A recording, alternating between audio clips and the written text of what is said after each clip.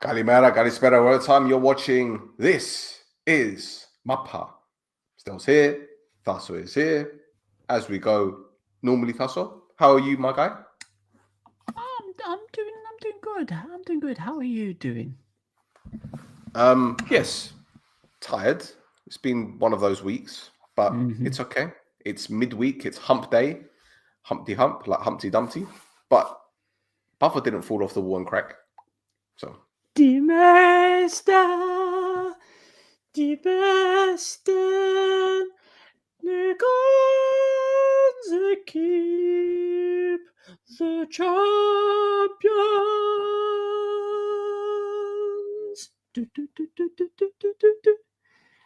We're going to get the copyright strike now because that was so accurate. Anyway, Buffalo did all right, didn't they? They did great. I thought.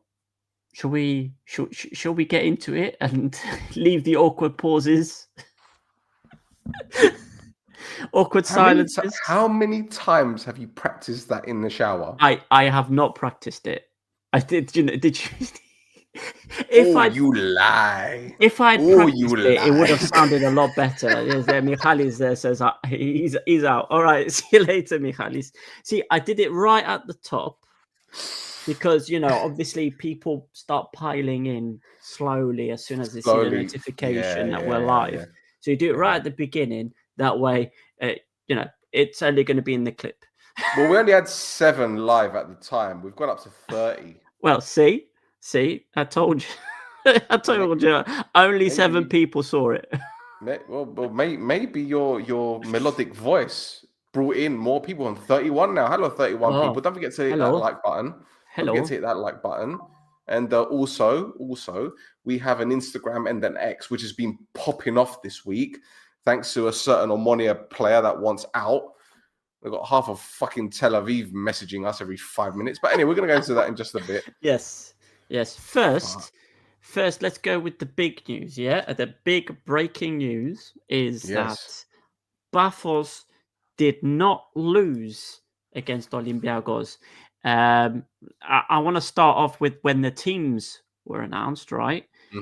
Because, there was a couple of surprises in there, wasn't there? So I wasn't expecting David Luiz to start the game.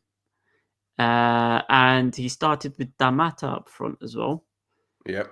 And looking at who we picked, it was 3 at the back with wing backs, right?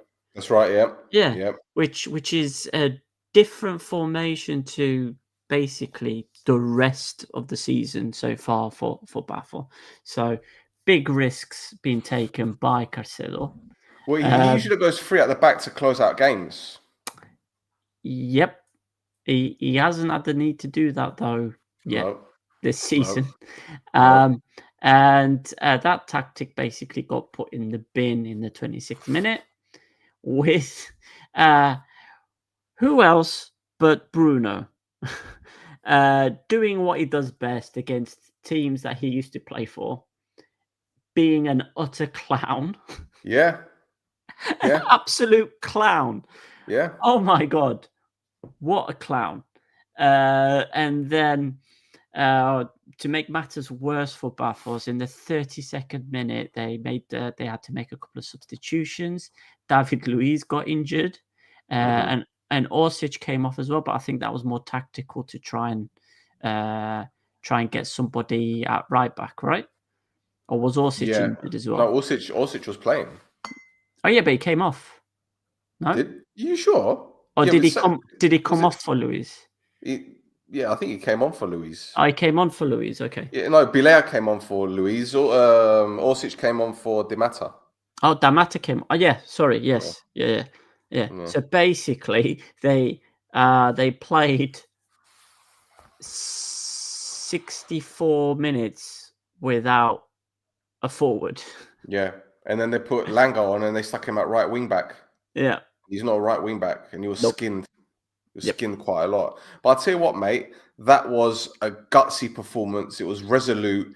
They had a few chances before the red card as well. And even there was one moment where it was 3-on-3, and Jar just broke forward. He's got one to his left, one to his right, and he's held on to the ball for too long, and he's been taken out. If he'd have looked up and passed the ball earlier, they would have been in. Yep. Listen, I know Olympiacos fans are going to be very disappointed. They're going to say that the team selection wasn't great. I've seen it on social media, but really and truly, with the greatest respect to Pafos, I wouldn't be going to the Karaiskagi and being so comfortable off the ball.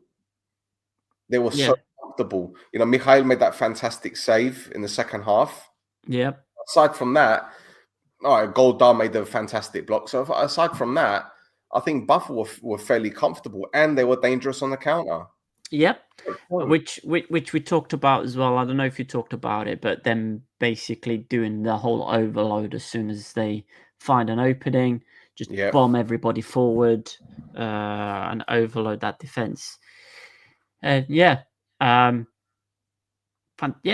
performance from them. A lot of steal and bite and And what about Pepe? Because Pepe didn't have a great time at Olympiacos and he received a lot of criticism. But today, he was fantastic. He was brilliant. The defensive work that he did was brilliant. Even the box-to-box work they was doing at times, superb. Yeah, obviously, the demand on him doing that job got even more after Bruno sending off. Yeah. Fantastic performance. A lot of those players should be very proud of their performance. Vlad covered every blade of grass. He was sensational, mate. Yeah. Honestly. It was like the 70th, was it 65th or 70th minute? And I could see he was looking a little bit leggy, but he was still like pushing. Obviously adrenaline must have helped him get through that. But mate, he was incredible. Absolutely incredible. Yeah. I agree. He was fantastic. A lot of those players, fantastic performances. There wasn't one bad performance, okay, apart from that idiot that got sent off. There was one bad performance. That's why I'm saying most of the players. Yeah. I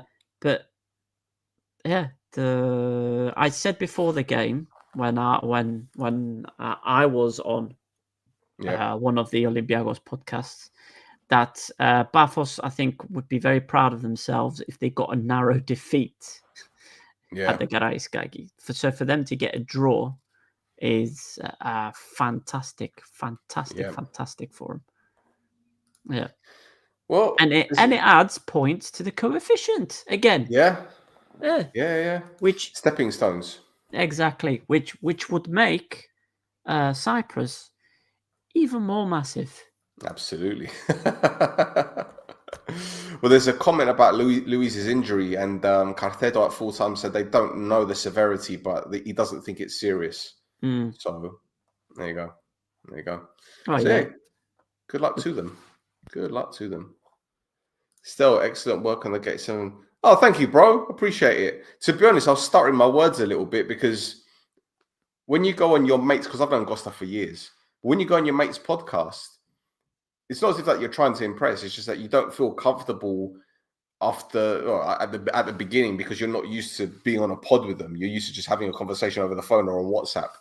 So at the first, I was like, afterwards, I got into a bit of a flow. But thank you, Alex. I appreciate it. Which one were you on, Tasso? Was it the Red Sea one? I was on the Red Sea one, yes. Yeah. Cool. Nice. See? Yeah. We're getting places. And we were on let me find it because I don't know what's happening. The account was at Sport on X. At Sports. They're called Diario Sports. Yeah. But they've got 2 million followers on Twitter and 2 million on Instagram. That's an account name to have. And I also sent some words to our friends over at Hellas Pod as well, with Mr. Guduru. So yeah, he wrote up some of my all of my spiel that I sent over to him. He like asked me 4 questions and I just went. Well, there's going to be another appearance by This Is Mappa on another publication, and I haven't told you this yet. I'll tell you afterwards. Oh. It's going to be in paper form again. Ooh. Yep. So we'll be rushing to the nearest Beriptero to get that Berodigo. Nice. You've been in it once. Oh, that one. Oh. Ho, ho, ho, ho. Habibi. Yalla. Okay. Yalla.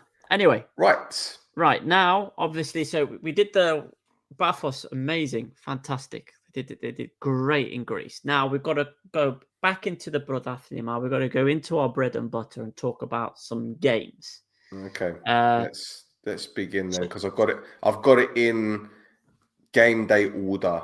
Okay. Does that make sense? Yep. Yeah. Okay. So let's start with, which game is it? Oh yes, Omania.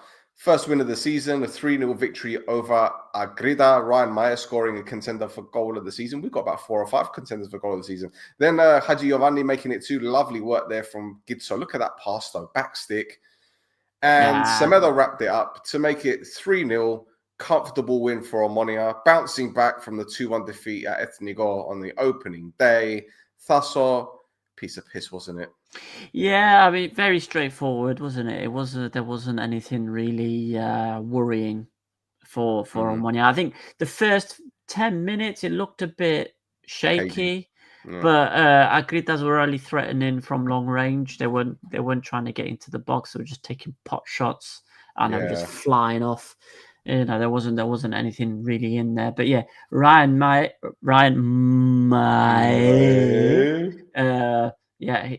cracking bit of control for that first touch for him to slot it in. Very, very, very good performance from Omania. 14 left to reach the target I set him. 14 left. He's got a few games to go, so so he's getting there. And I've given him all competitions as well, not just league. So right, okay. I've been fair. Debut season, come on. Yeah. And then the next season, if he reaches that, you're going to be pushing him for 20. Oh, for sure. No, if he does it this season, I'm getting 25 next season. Oh, right. Okay. I want him chasing Matt Derbyshire. Come on. Right. Okay.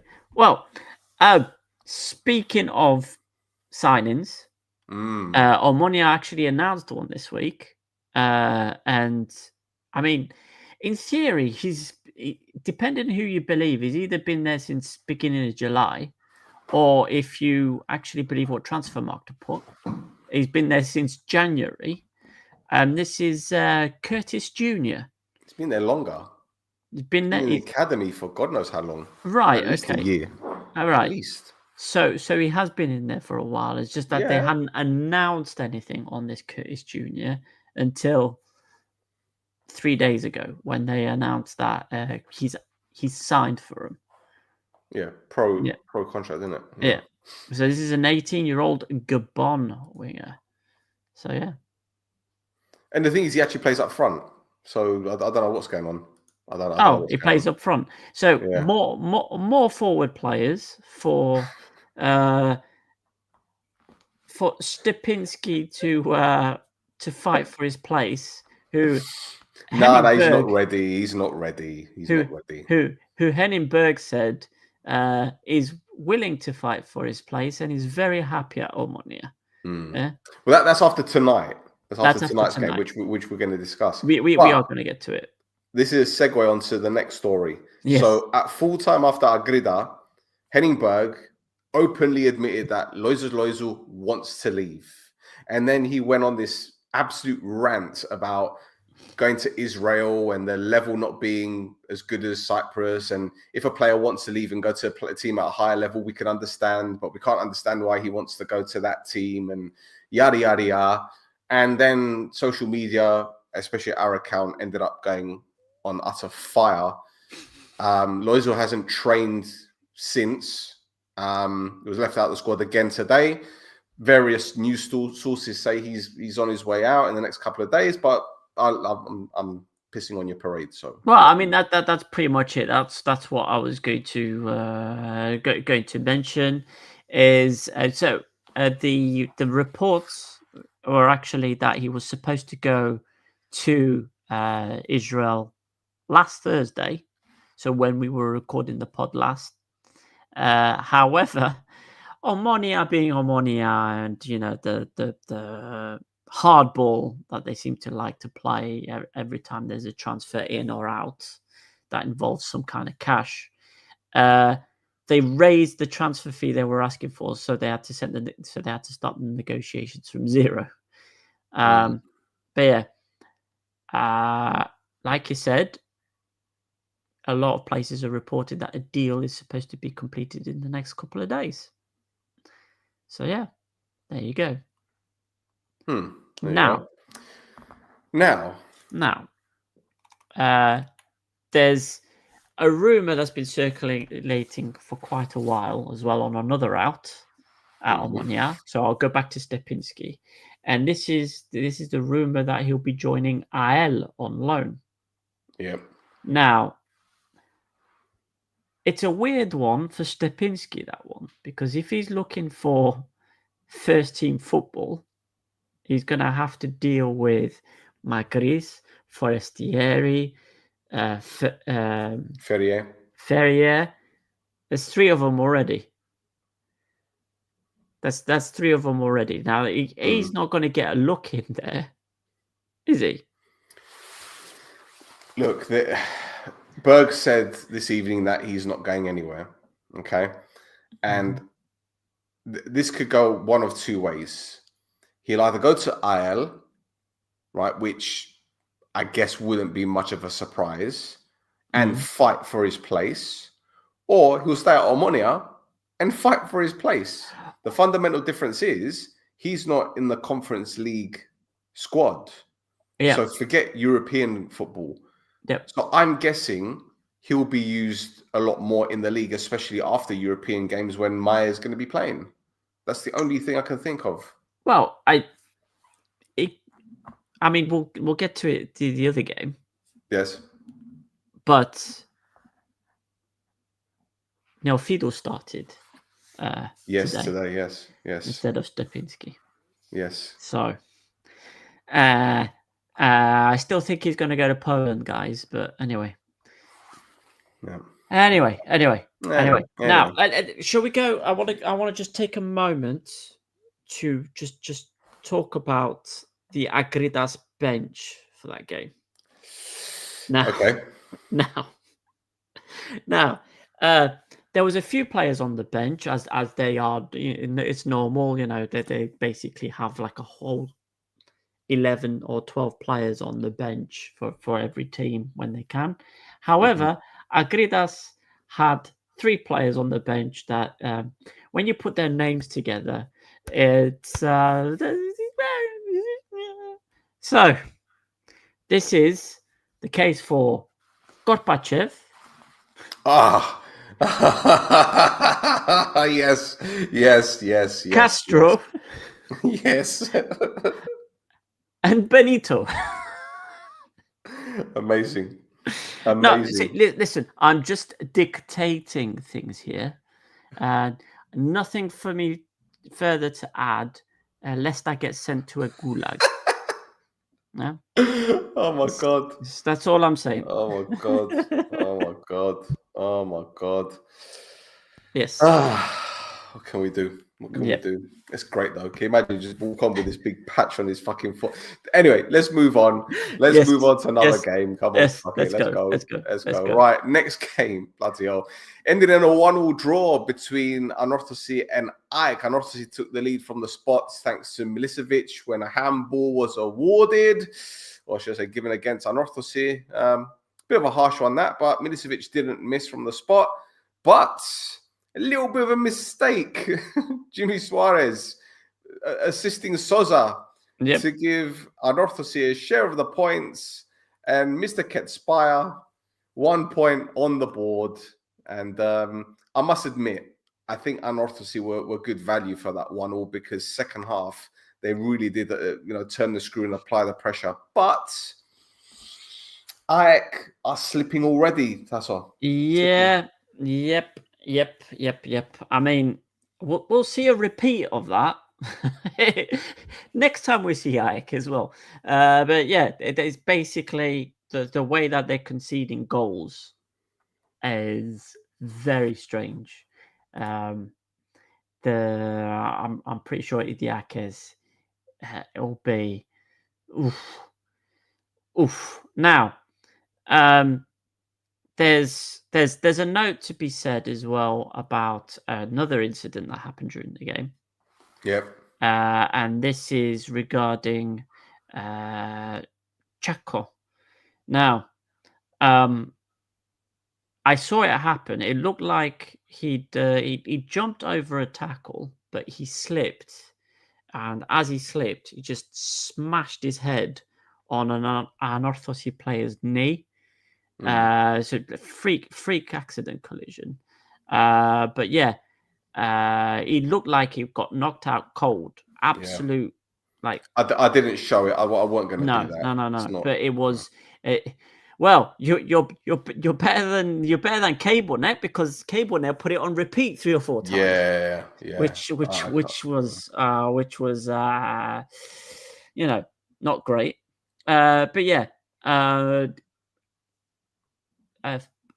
flowers need to be given to an Anortosi player, Furtado, because he was the first one on the scene. He rushed to kind of flip Chacon over and administered some first aid until the on-pitch doctor and the physios had come to kind of take over from him.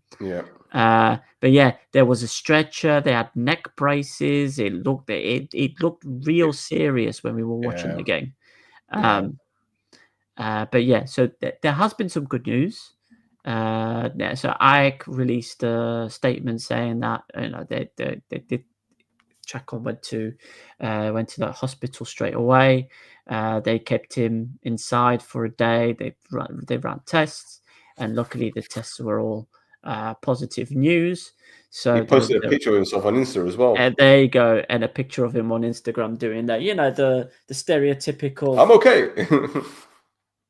Okay. Yeah. But yeah, again, there was a bit of drama as well with the supporters, wasn't there? Is that on the list? It wasn't, but I was going to get to it. Yeah. So, sorry. Again, I think we need to mention Furtado, and just to see, it's just to see an opposition player to go and help out a fellow player, regardless of what's going on in the game. I think is great. Is great to see. He should have been put on the list as a medic as well. Yeah.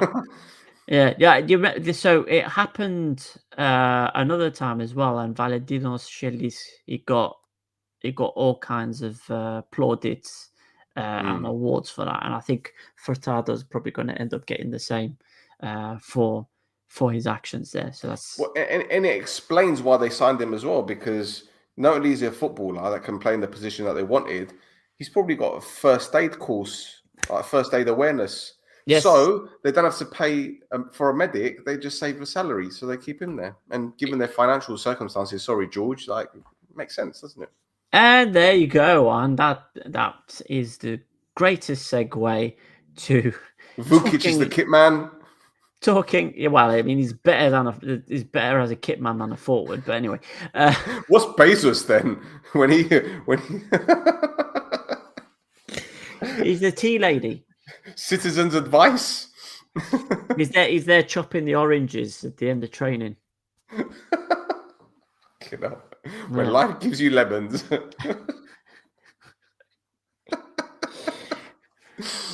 Anyway, speaking of Anortosi. Yeah. Anyway, there you go. There you go, George. Yes. So anyway, he's not my problem anymore. It's George's problem now. Now, there was an extraordinary general meeting arranged. Extraordinary. Yes, for Anorthosis shareholders after it was called, as the club must somehow find the cash to pay off, depending on who you believe, either 1.1 or 1.2 million euros worth of compensation to Miguel Guerrero and Albert Pereira after CAS's ruling on the two players' contracts. Not only that, but they're still waiting to see how much they need to pay the perennial thorn in their side, Prieto, Prieto, he's there. He's still hanging around the club, bleeding it dry. Anyway, during the meeting, Brastidis called the situation critical and that important decisions must be made. He also revealed that there were thoughts of him resigning, but the administration does not want to leave the team without a head. Now, then we've got the financial advisor has been doing the rounds on the radio over the last week or so. Stavros Zakos. A new character has entered the fold. Yes. Never heard of him before this. Yeah. Considering he's a financial advisor, where was the advice he was giving in the summer? Anyway, so oh my God. They discussed all the financial data with the members, and opinions were exchanged on finding a way to bring in money into the coffers.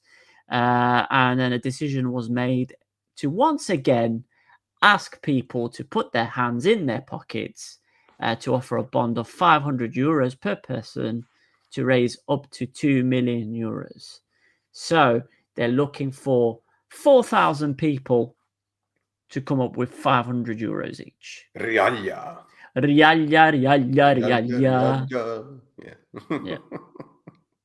Monoselina. That's two copyrights. Yeah. Well, I don't know. Is that song old enough now to be? Nah, I think it's all right. I think we're all right. Yeah, we're all right with that. But anyway, so 4,000 people that they need to find who would be, one, willing, and two, able to give 500 euros as a bond. Now, how reliable do you think Anortosis are for bonds? I don't want to say. I don't.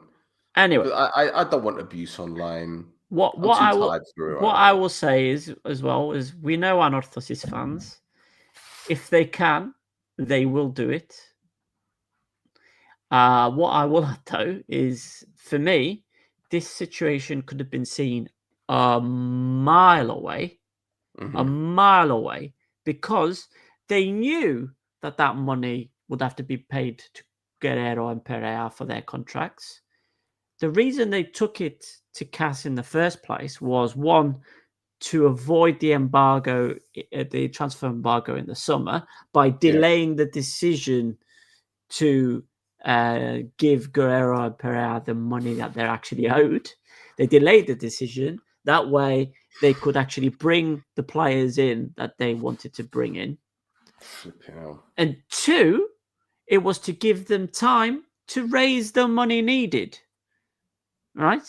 But instead, they did their budgets and said, fuck those guys. We're going to bring in 24 players.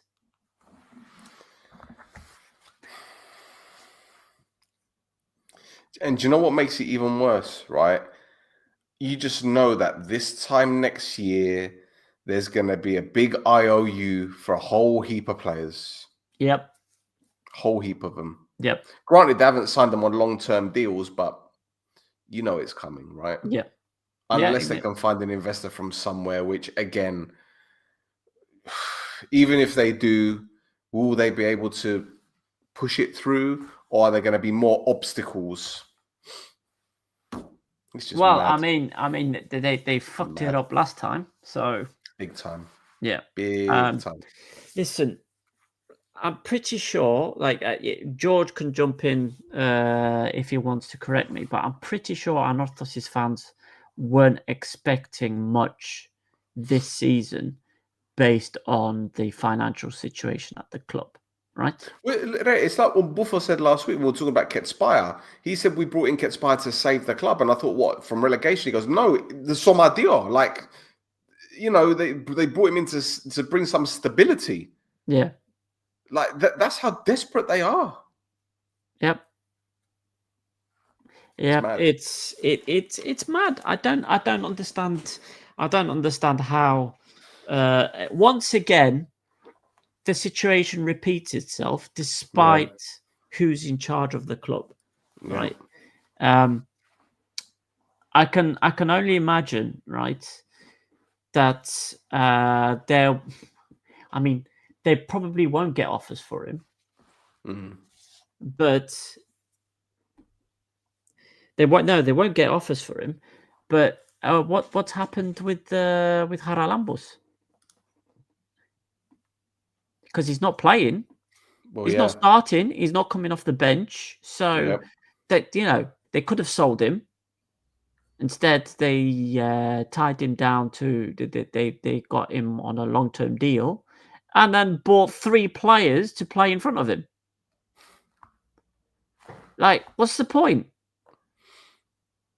Unless they're looking to sell him in January, unless the plan was to stick him on a contract. But don't forget, he's got a new contract, and they've probably removed the 100K clause. I haven't what it was. That's fine, but if you don't put him in the shop window to impress, then he's not going to go anywhere, is he? But in their minds, they're probably thinking they don't need to do it because he's already done it.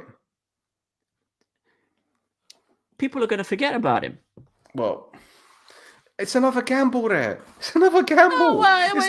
It's like with my club and that youngster. They gambled on him signing a new deal, and now he's Ella. So what do you expect? Well, just 2 Angurka. Yeah. Angurka rising out of the ground for Brastidis and Zakos to sit on. Anyway, he's doing it, not me, by the way. He's doing that, not me. No, listen. I've got, like I said, Anortosis fans will put themselves through the mud for their club, and rightly so. It's a very historic, a very important club for Cyprus, right? But the people that seem to be put in charge of the club every single time seem to have their heads up their arses.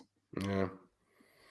But also, the other thing that we cannot ignore is, just like another big club with financial difficulties, at some point the fans will say, enough is enough. Enough is enough. We pay for season tickets. We buy merchandise. We turn up to games. We do this. We do that. And now you want this as well. We've saved the stadium. Like, at some point, they're just going to turn around and say, we can't afford it, man. And I don't blame them. Enough is enough. Yeah. Bro, but see, this is the thing, George. You're an Anortosi fan, and of course it's going to break your heart. And it's not good for the league either. We need to have Anortosi challenging. We need to have them up there.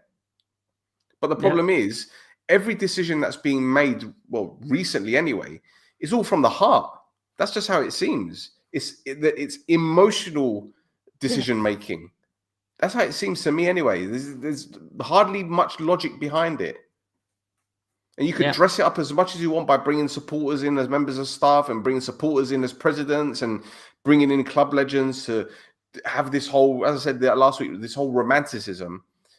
But it's only going to get you so far. Love don't pay the bills. Yeah, I mean... What's love got to do with it?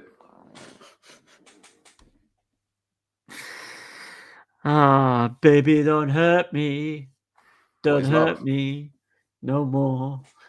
But yeah, it's I just look at the way that it seems to have worked for their squad building this season, right? They were already gearing up to, like, it's going to be a season where, we're not going to be anywhere near the top. We need to concentrate and kind of focus on making sure that the club stays afloat and stays on top and doesn't get relegated, right? Yeah. So you bring in the players that can do that job. Your Siptandis, your who else? Who else did they bring in? They brought in who did they bring in? I bring up Simtandi because that's specifically, he's done that job 3 or 4 times already. Yeah, and he could do it with Anortosi as well. Then, Roman Bezos, what's he gonna do? this Vukic player, right, can't seem to stay on side to save his life. Yeah. Pity. Just Richard. He's the other one. Tricky Dicky, Richard. Remember Richard? Yeah, Richard's there as well. Well, look, Dion's there. We know that he can cause damage with his pace. Like, Barudi has hardly had a sniff. Yep. Theodoro's been playing. Okay, great. Abuagier, I don't know what he's going to do, in all fairness. That Van Neef guy, he's injured. They brought in Bergstrom. That I guess he might do something, if he forms a good partnership with Caramanoli. You got Catellari played again. Good.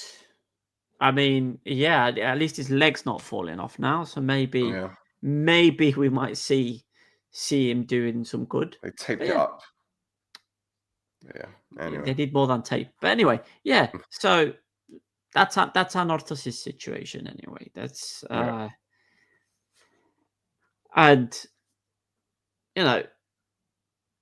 hopefully they do well, but without Getspire. There you go. Let's move on, shall we? Let's move on. Let's move on. Now, on to the next, and a big shock in Buffer as Abolon beats champions Buffer by a goal to 0. Lucasen was sent off for a second yellow. You can't argue with that. And then Morgan Brown smashed the crossbar. It's still shaking, by the way. Ball ended up to Weisbeck, thanks to Goldar setting him up. And there you go, 1-0 to Abolon. But that wasn't the end of it, was it, Thasso? Because the first thing we saw was a bottle hitting the referee being thrown from the Buffer bench. Someone was sent off, but we're going to go into that in just a bit. Then Weisbeck was sent off for a second yellow. Before that, he actually scored the goal, but that was given as offside. So, yeah, that was that would have been the cherry on top of the icing on the cake. But Weisbeck was sent off for a second yellow himself. He had a bit of a temper tantrum as well. I mean, he can't really complain about that yellow card because when you see it from a different angle, you should see the look on his face. He realized he fucked up. Spoljaric was also sent off. And then, Thasso, another person was sent off who's happened to be the medic. Yes. So, hold on. I've got it here. So, there was 6 red cards, wasn't there? Lucasen, Weisbeck. Yes. We've got Marius Mihalcea. I think that's the guy who threw the bottle. Yeah. Spoljaric, Bedoya. Bedoya, that's right. And the Abolon assistant coach, who he's been with Sofroni through the teams. Yeah. And Batman and Robin.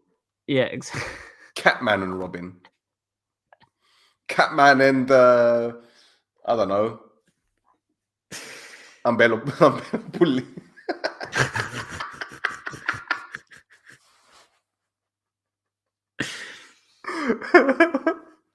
Wait for Humble Lad to shout when the next Anortosi Abolon came with a fucking hunting gun. Sorry. Oh, man. Catch the rabbit.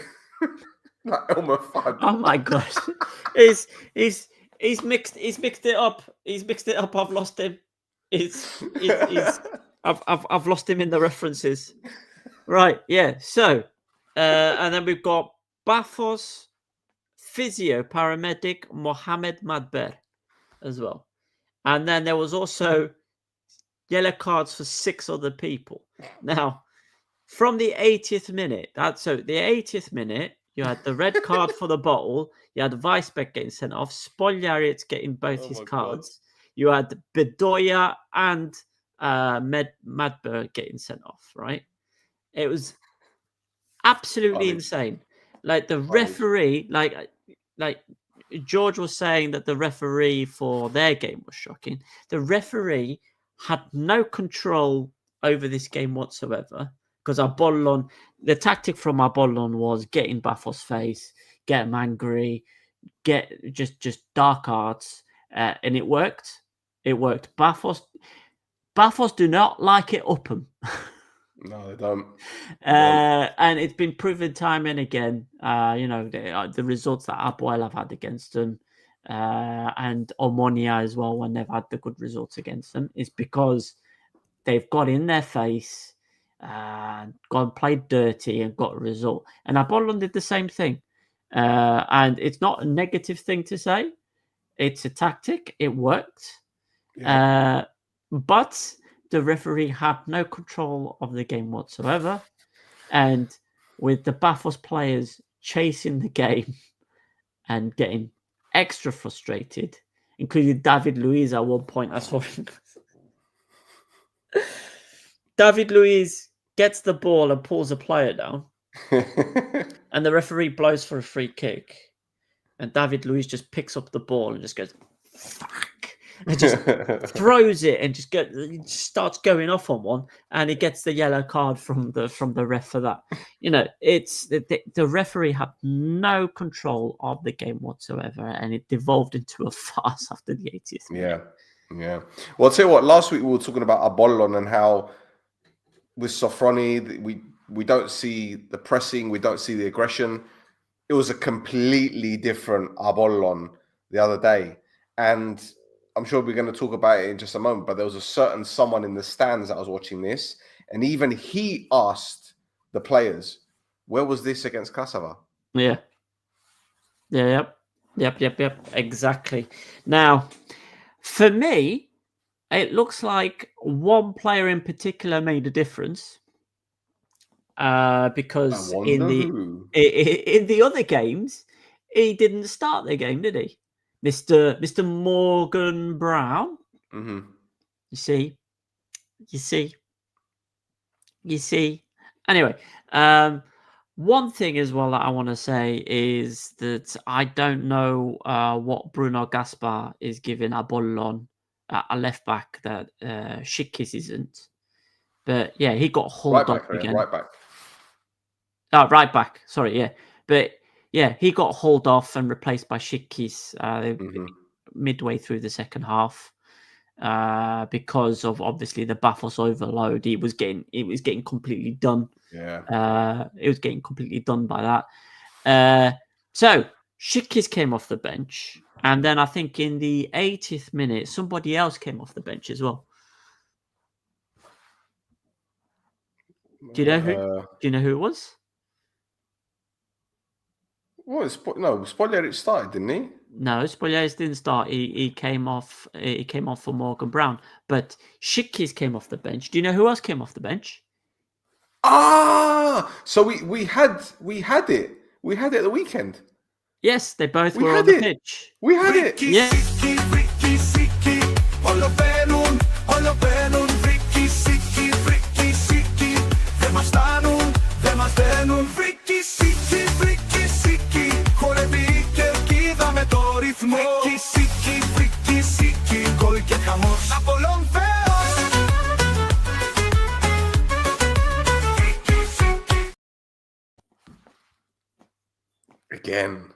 Again. Yes. Love it. Beautiful. Love it. Beautiful. Absolutely love it. Let me ask you a question. Weisbeck. Yes. What's happened to this guy all of a sudden? He scored that banger against Ari. He was all right against Grassava. Yeah. And he's pulling up these performances again. What is going on? Well, I think he's been given a bit more freedom to do the things that we know he can do by having somebody behind him that does the dirty work. Yeah. Fair. I didn't think of that. Yeah. Gee, there you go. I wonder when you play one of the best players in the league, again. But yeah. Yes. Now, you did fleetingly mention him. Yes. Without mentioning his name, but we need to talk about. We need to talk about. Flat. Anyway, there he is, Mr. Emil Heskey. Emil Heskey. Okay. And, well, hello. and a lady friend. But yeah, the one we wanted to talk about was Emil Heskey. There you go. Now, Mr. what's his name? The press officer for Abolon. I can't remember what his name is. Fanurios. That's it. Yeah. So he said that there's going to be out smoke. that there's going to be an announcement on what Mr. Heskey's role will be. When? Yeah. When? Yeah, exactly. When?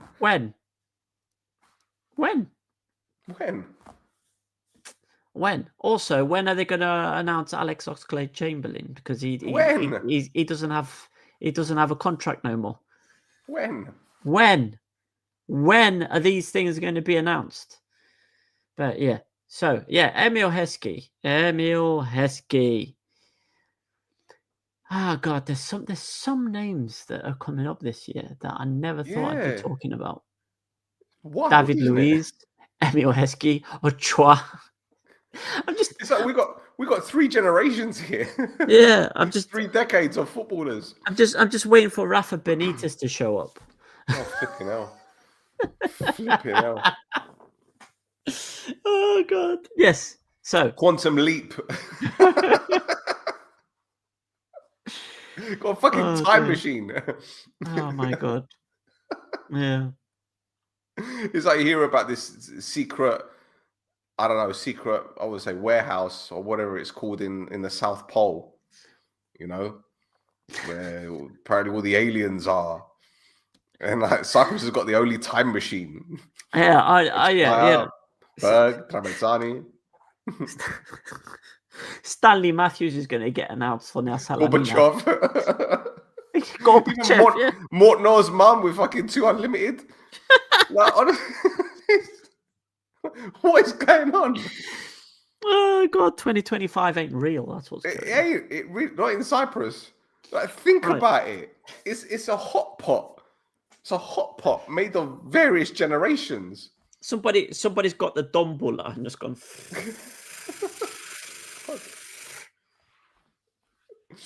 Put out a number. It's just got a random name. Gary McAllister.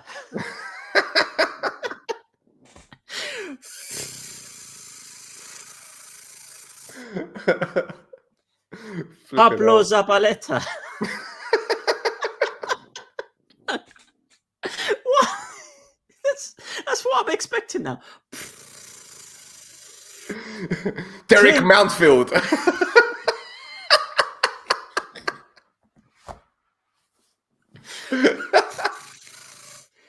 Carlos Valderrama. Jesus Christ.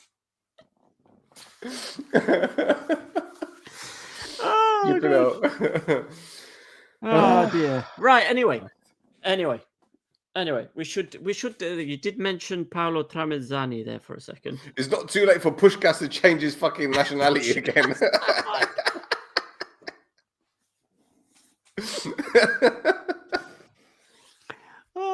Roger Miller walks in, 85 years old.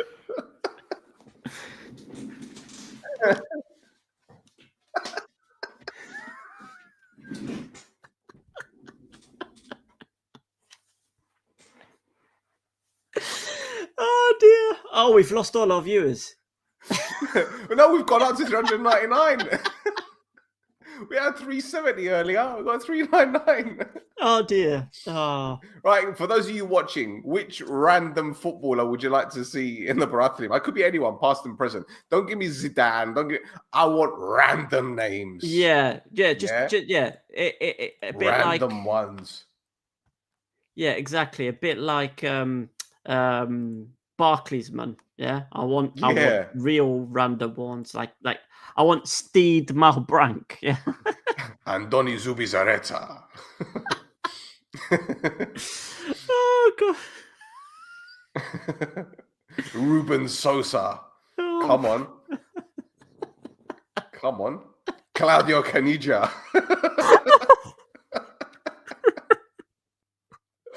Pierluigi Casaraghi. Come on. Flipping hell. So yeah, throw some in there. Throw some in there. I want to see some of them. I want to see some crazy names in there. You know, we've had crazy names. We've had Mario Jardel, Ivan Campo. Yes. It won't make any difference. We're used to it by now. Fuck it. Yeah, exactly. So anyway, in the meantime, Colton Palmer enters the room, holding midfielder for Paralimni.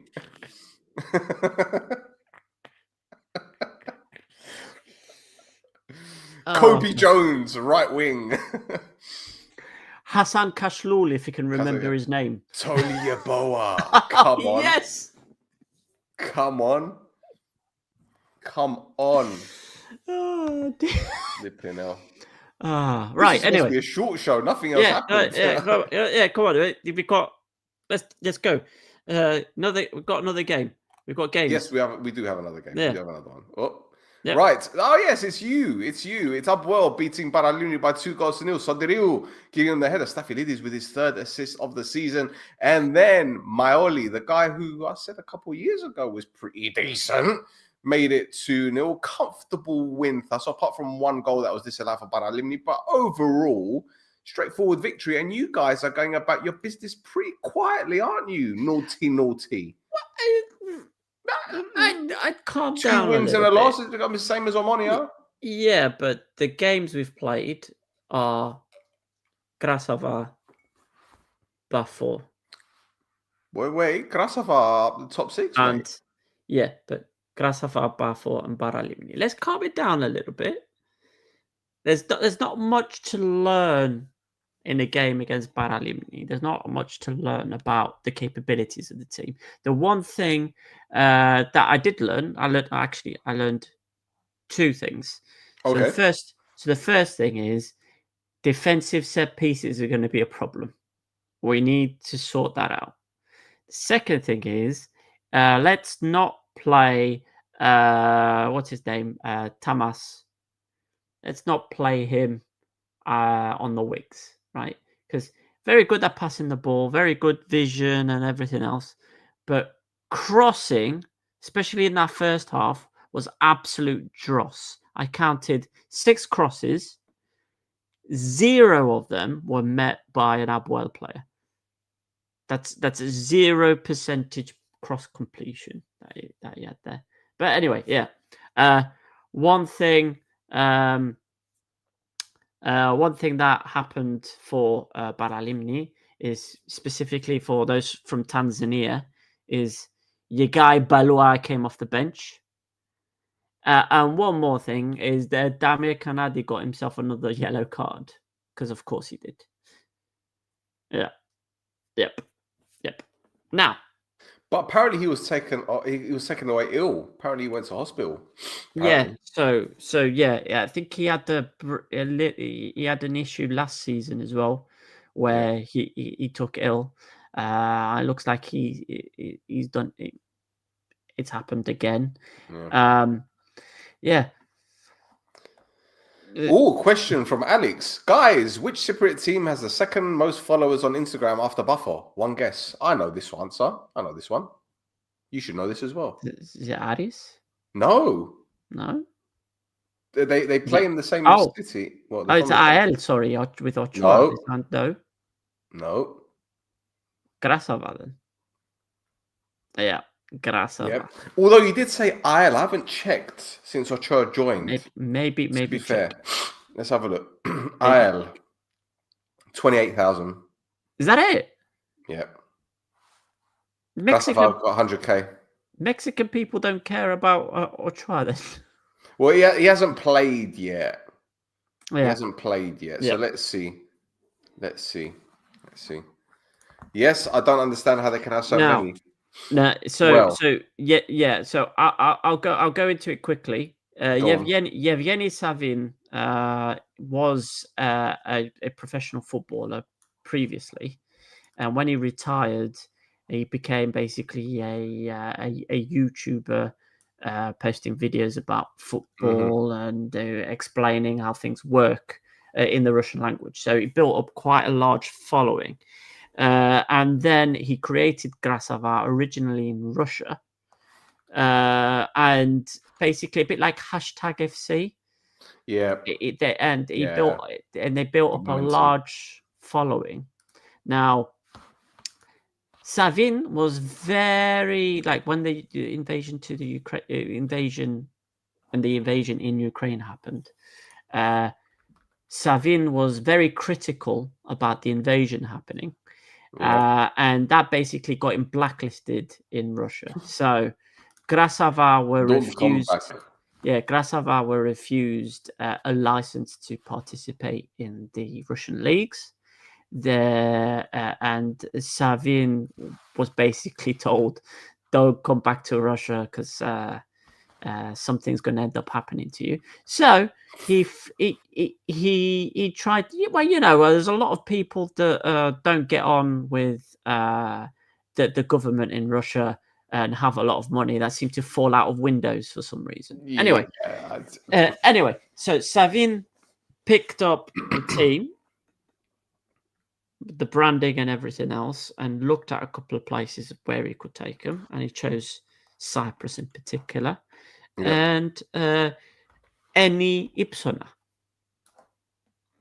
And that's why we've got FC Grassava, and that's why they've got as much of a following as they have. Now, back to Abwell. Yes. Now, this deal or no deal bullshit that seems to be going between the F8 Abwell and F8. So F8 basically released a statement. I'm just going to read it out, and then I will not comment on it whatsoever. So, following the approval by the football club's board of directors of the partial acquisition agreement between the two parties on 21st of June, the legal teams of both sides began exchanging documents, setting up a financial vehicle for the investment in the club, and drafting the first version of the management agreement. The final draft was delivered in early August 2025, launching discussions on the management of the club and the responsibilities of each party involved. Since then, certain obstacles have arisen, mainly due to the differences in the application of legislation between the two countries, as well as other issues currently under discussion, with the aim of reaching a legally binding agreement between F8 Sports and Abwell in the near future. It is important to stress that throughout this period, the professional jointly appointed by both parties, Fernando Almeida, has had full independence from the president to manage and make decisions within the club, particularly in the football department, without interference from third parties. This creates a favourable environment for the development of this long-term project. F8 hopes that the legal differences will soon be resolved and that the implementation of this important, ambitious project will move forward. There you go. No comment from me, because if I get started, we'll be here for another 30 minutes.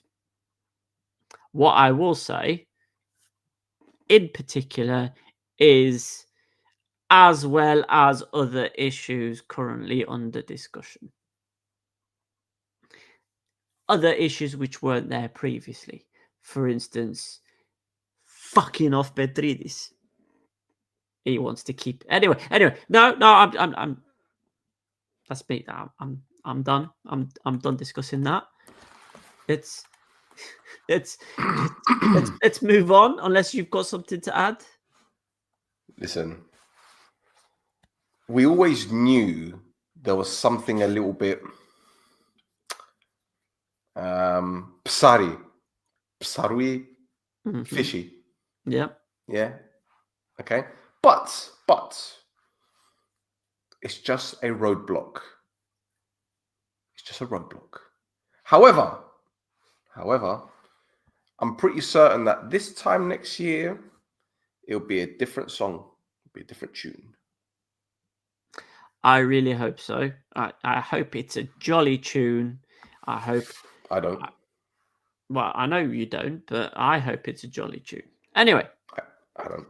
Anyway, the more we stay on this, the more time we'll end up spending on it. So let's divert away to the other team in that game, and I just this utter right. Anyway, because this is something else that happened today. Is the Paralimni president came out today, pining for the old stadium that Paralimni had that was called the Mikumba before the Dassos Marco was built. So in essence, he's trying to bring up, Paralimni got 90 years of history. We had this stadium. Now we've got the Dassos Marco and history and romanticism. Smell the romanticism. It smells like something. Anyway, so he's demanding basically a new stadium specifically for football. It doesn't have the running track around it. So it is time for the Cyprus Sport Organization to stand by Paralimni, Anortosi, and the Famagusta district. Just as initiatives were taken for other stadiums in Cyprus, a solution must be found here too. With the contribution of the Cyprus Sports Organization and the government, the way can be opened for a new era worthy of the name and tradition of the Enosis Neon Paralimniu. The revival of the Migritumba is not a local demand, it is a concern of the entire free Famagusta, and it is time for it to become a reality. There you go. What do you think about that?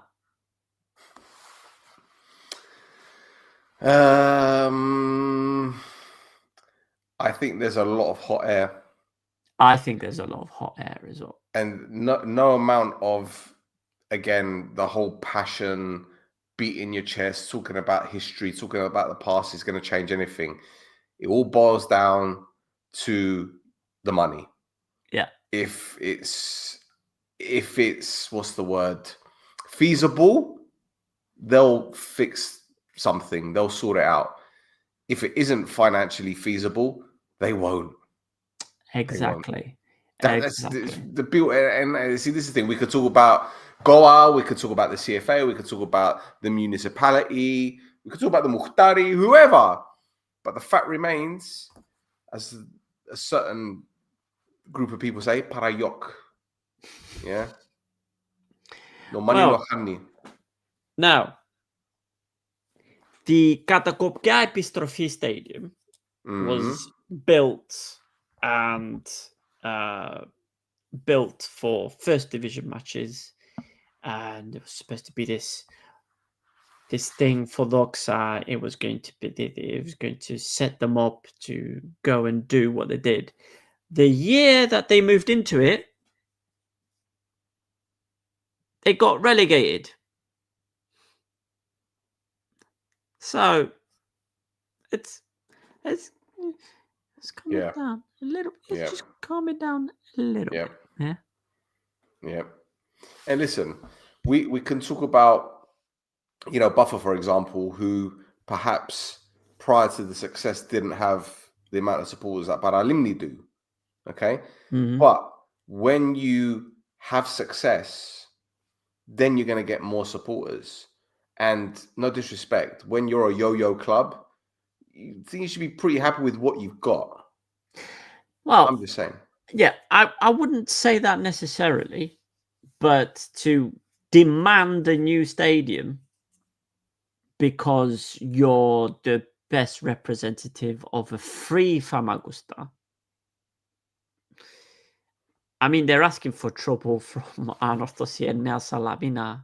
Well, this is it. This is it. Do you know what? They might as well club together and build the Famagusta Stadium, and they all share it like the Alfa Mega.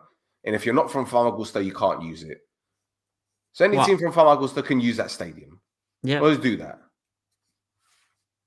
Yep. I mean, I think that's a solid shot. But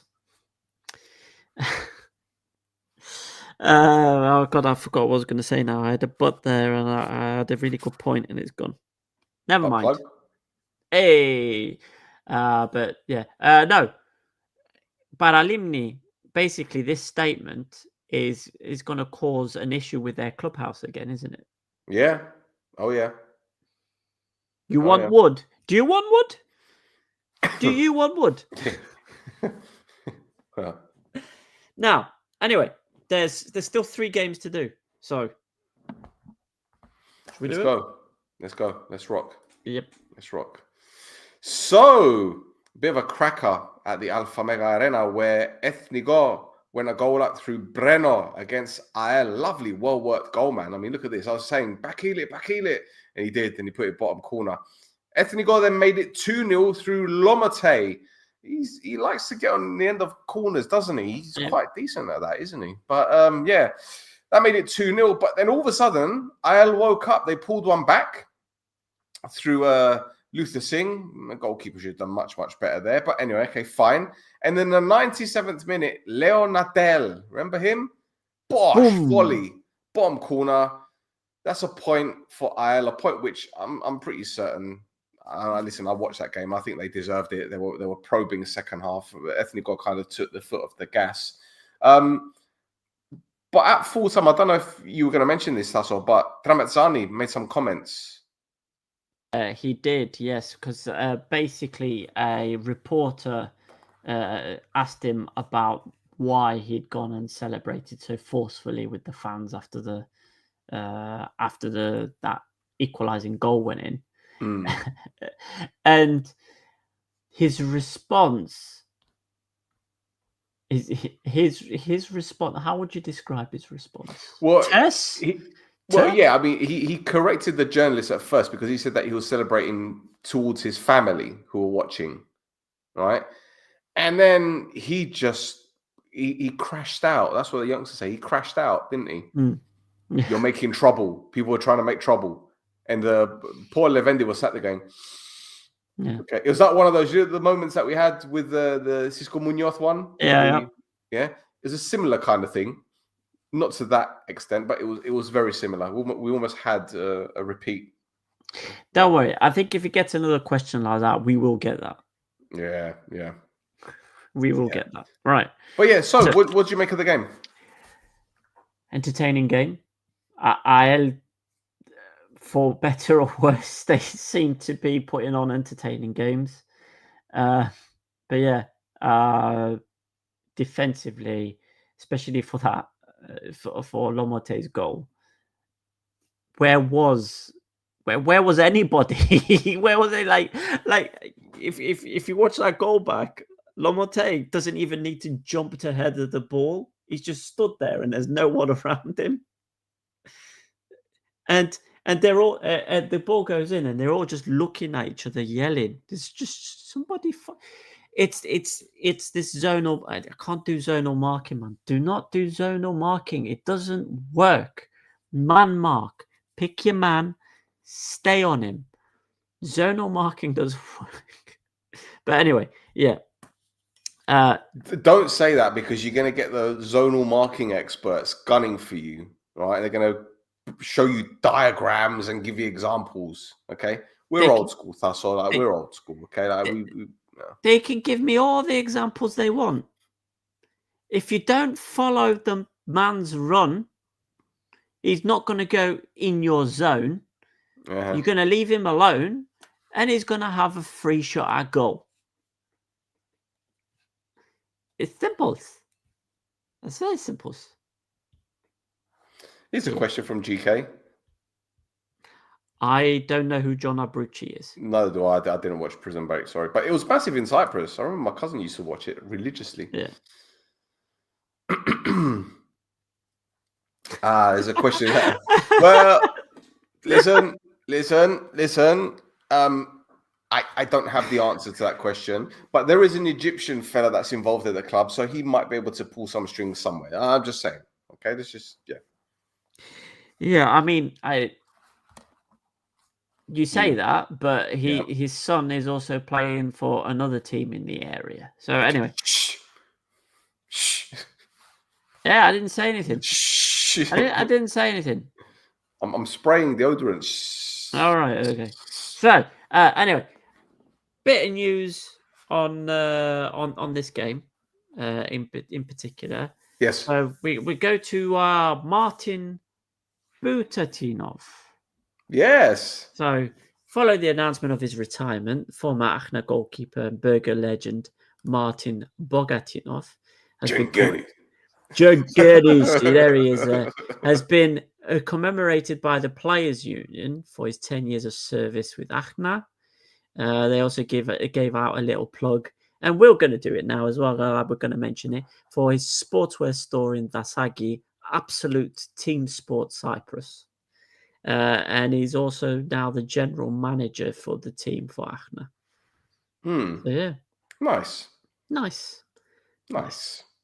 Happy story. Story. We like happy stories. We do. Next game. Let's go. So the next game, Ari beats Omania Aradipo by 2-0. The first goal scored by Ross McCausland. I don't know what the goalkeeper was doing, but it doesn't matter because he'll take it. And the second goal, assisted by McCausland, was Musunda, who was playing central midfield. Thasso. Straightforward victory for Ari, as far as I'm concerned. Omania Aradipo didn't lay a glove on them. Controlled.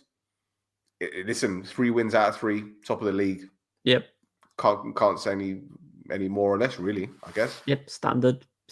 I mean, they didn't need to come out of third gear for that. They just come out second, really. Yeah. Yeah. Ari's good performance. They didn't need to do anything special.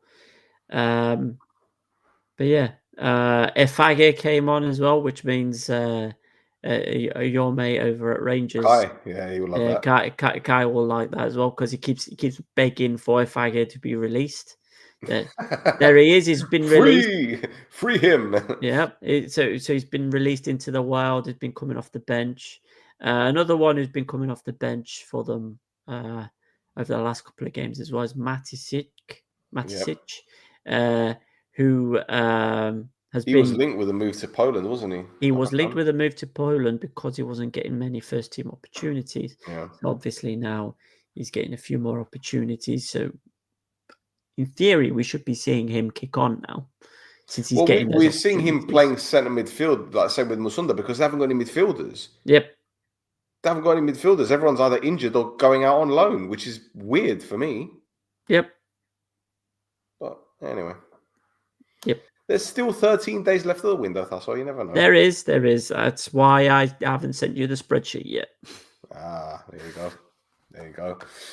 George says, Ari not being in Europe will give them the edge over Buffer for the title, I reckon. Well, it's possible, you know. And GK says, wait, they played Omania Aradipo and scored. No, it was Olympiacos. It was Olympiacos. Stel made a mistake. Did I? Yeah, it was Olympiacos and you were calling it Omania. Oh my God. Sorry.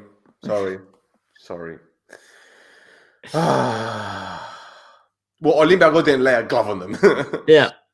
It's the blue kit that's thrown me. Yeah. It's the blue kit that's thrown me.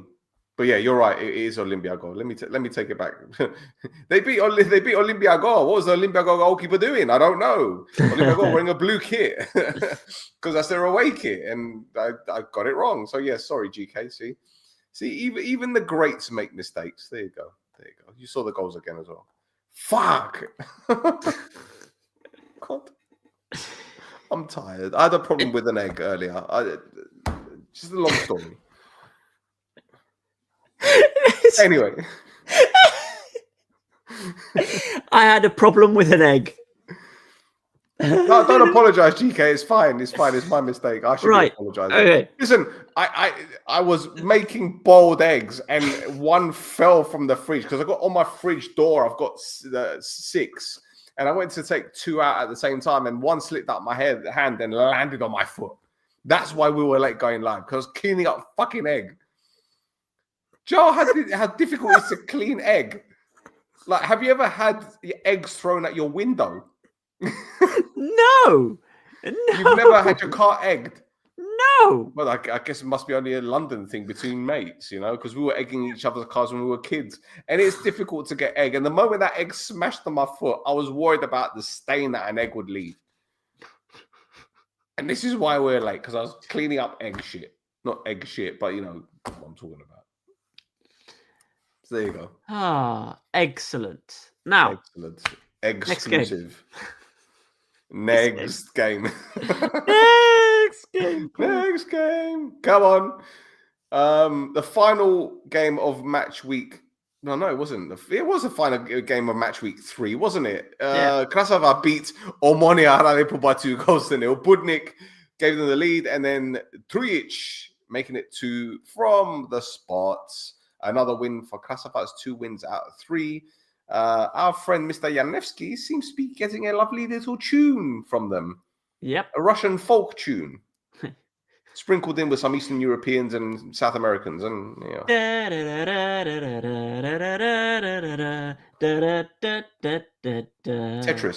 Yeah, there you go. Yeah. I've got a voice, man.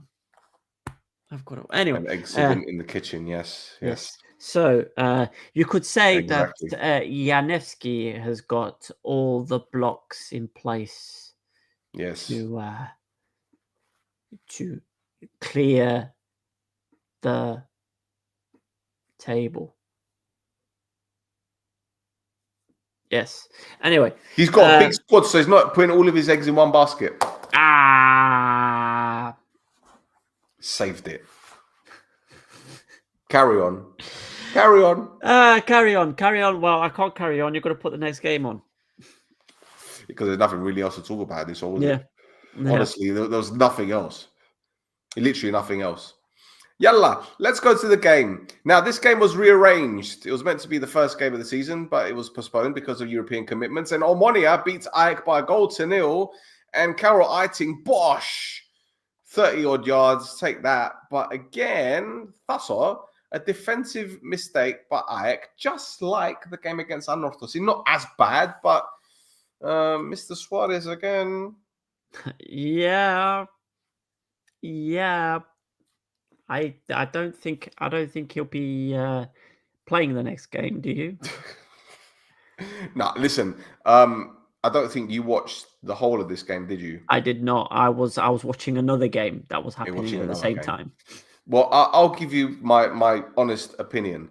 It was one of those cagey games, and as Pedro messaged me earlier during the game, he goes, "This has only got one goal in it." And he was bang on because it was just, I think the first shot on target was in the 55th minute. Both teams just cancelling each other out. One team tried to hit another on the counter and so on and so forth. And then this one moment where Eiting just thought, fuck it, I'm going to have a dig. And he did. And afterwards, it was just all Omania. I couldn't get back into the game. And I'll be honest with you, mate, they look very fatigued at the moment. Very fatigued. Well, AEK's season started beginning of July? Yes. Yeah. So, but we had an international break. How many AEK players went? But they had the game on Saturday, didn't they? They did. Against Anortosi, whereas Omania against Agrida. All right, look, Omania made a few changes because they had to. I mean, Aguzul couldn't play. Because the thing is, I thought Maya were all going to be ready, but I completely forgot the rule that because these players weren't registered for that game, even though it was postponed and moved, they count that registration. Yeah. So Aguzul wasn't playing, Maya wasn't playing, Tankovic wasn't playing, and then you got the small case of another player that wasn't available because he just doesn't want to play for the club. So there's 4 players that potentially would have started that didn't. So it was practically half the team, almost half the team changed. Whereas I can't remember how many changes AEK made. I think only Ivanovic was on the bench from the game. Obviously, Chacon didn't play, but I think only Ivanovic was the one that didn't make it, that started against Anortosi. So they're looking leggy already, AEK, and it must be a concern. Because usually, when I've seen AEK against us, it's high intensity, high tempo, even with Berg, even with Oltra, even with Ben Shimon. But today, again, I don't know whether Idiakis probably felt, let's try and contain them and limit their chances, which is what they did. But they just look tired already, man. Tired. Yeah. It does not bode well for the European campaigns because they're going to be playing 2 games a week. And if they're not able to manage it now, how are they going to manage it? Is it 2 weeks' time when or is it next week? No, I think it's 2 weeks. Yeah, 2 weeks. 9th, is it? No, 3rd of October, is it? or 4th. I can't remember, but it's beginning of October. Okay. So, but yeah. So how are they going to be able to deal with that? You know, playing Crystal Palace midweek, playing who else have they got? Hacken. It's going to be difficult. And the thing is, they've really gone all out with the signings. I mean, Sabarit didn't play. The last time I saw him was against Bran when he was sent off. Yeah, but he's not been a good signing. Well, okay, but what I'm saying is, you'd think that they would rotate a little bit, you know. Izquierdo didn't play, and he joined them last week. Well, he couldn't play then. He wasn't registered. Yeah, exactly. Yeah, good shout. Good point. Okay, and you could say, look, you could say that perhaps the Chacon injury has hurt them, because obviously he's a big player. Yeah, he's very important to them. But Ivanovic has been brilliant since joining them. Mm-hmm. So I don't know, man. Again, maybe it's too soon for me to say this, but I just think that right now I are a bit of trouble because of the whole stamina and the fatigue level. And if they're not careful, this could be an ugly. We saw with Oltra at the beginning of that season when they were stumbling, and it's almost the same thing now. Mm. Who did they play on the first day of the season? They won 2-0 against IL, didn't they? They didn't play against us. Yeah, it was meant to be us. Yeah, so their first. Yeah, so effectively their first game was IL. Yeah. Yeah. Yeah. Anyway. Yep. 4 points from 3 games. Not.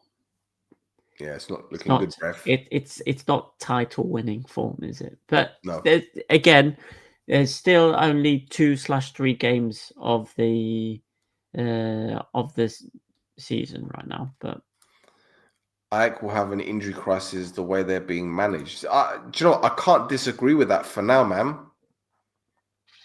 I mean, Colmar, the goalkeeper's injured. Angel Garcia's injured. They already had Naum's injured. They already had Waldo Rubio out for a couple of weeks. Angielski missed today. The injuries are piling up already. Mm-hmm. And the thing is, imagine if Ekpolo picks up an injury, because Ekpolo's been their best player, I think, anyway, or one of.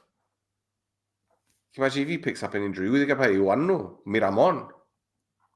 Well, I'll play Miramon before Ioannou, although he should probably play Ioannou. But anyway. Yeah. Rodin is 34.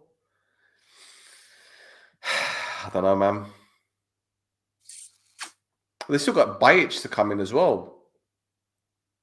Yes, they do. So, anyway. Yeah.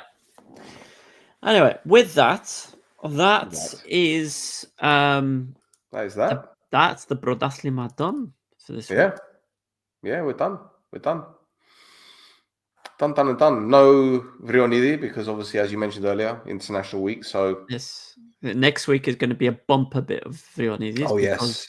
The obviously there'll be the Pafos Abolon fallout, and there were loads of flares. Did you see that bit? We didn't mention that. Yeah, there was loads of flares in that game, and you've also got all the second division games that happened as well. So, did you see what happened? We didn't mention this, but Ayers, did you see what happened? No, there was 2 incidents in their game, and I think one of them was a red card that wasn't given, and the other one was a dodgy penalty, and they flew off the handle, and they put out videos. And I think the match, what's it called? The match, what's the word? The guy that oversees the games, what they call him? Observer. The observer, yeah. He's gonna have a field day. Okay, so we might see something come up there as well. Yeah. Well, look, before we wrap it up, can't forget, that's all. Come on, we haven't done this season. Where is it? Come on, no. 1 minute. That's me and you. Add that to there it is. All right. StreamYard and the they fucked about with the anyway. On Karen. League table. I'll read it out properly this time. Yeah. So, Aris Limassol first with 9 points. Abwell second with 6 points. Omania third with 6 points. Freedom 24, any Sipsona, Grassava, whatever else you want to call them, are fourth with 6 points. Ethnikos Achna are in fifth with 5 points. AEK are in sixth with 4 points.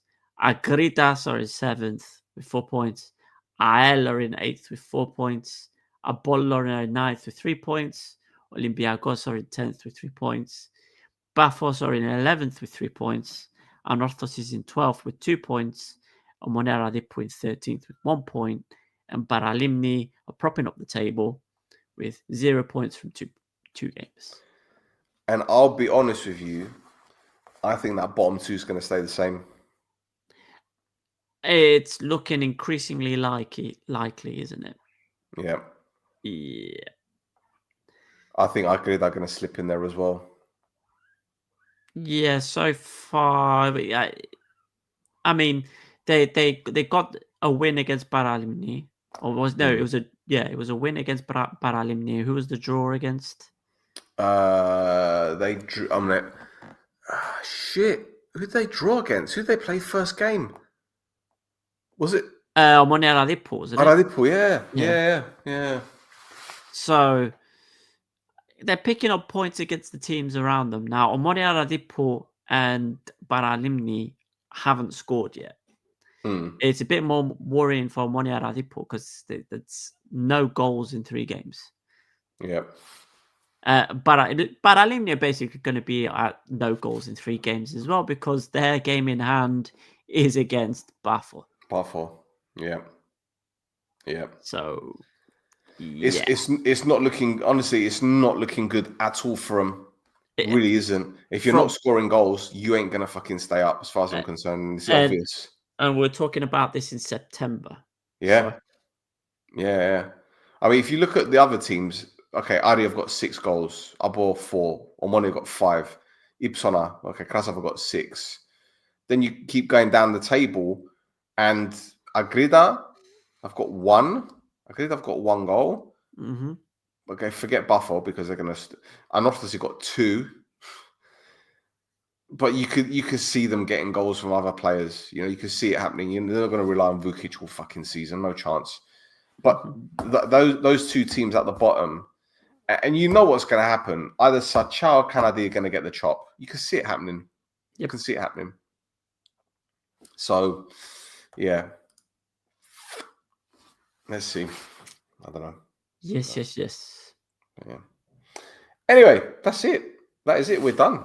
Thank you for everyone watching. Thank you for everyone watching on the repeat. Don't forget to give us a follow on Instagram and X at This Is Mappa. Thaso is at Flares Cafes. And that is that, boys and girls. Thaso, one more, anything to say before you close it? I'm not going to do it again. Are you? No. I'm not going to do it. The champions! Do. There you go. Good night, everyone. Good night. Bye-bye.